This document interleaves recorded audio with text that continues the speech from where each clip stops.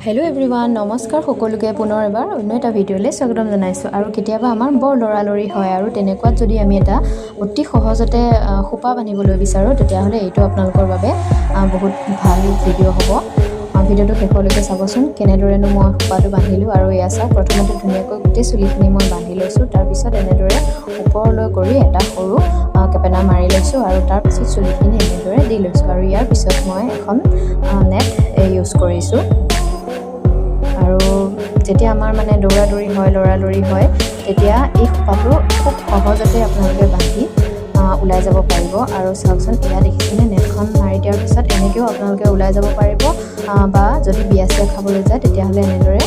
অলপমান ফুল লগাইও আপোনালোকে যাব পাৰিব দেখিবলৈ কিমান বেছি ধুনীয়া লাগিছে নহয় নে আৰু যদিহে আপোনালোকে এনেকুৱা ধৰণৰ ভিডিওসমূহ মোৰ পৰা পাই থাকিবলৈ বিচাৰে তেনেহলে প্লিজ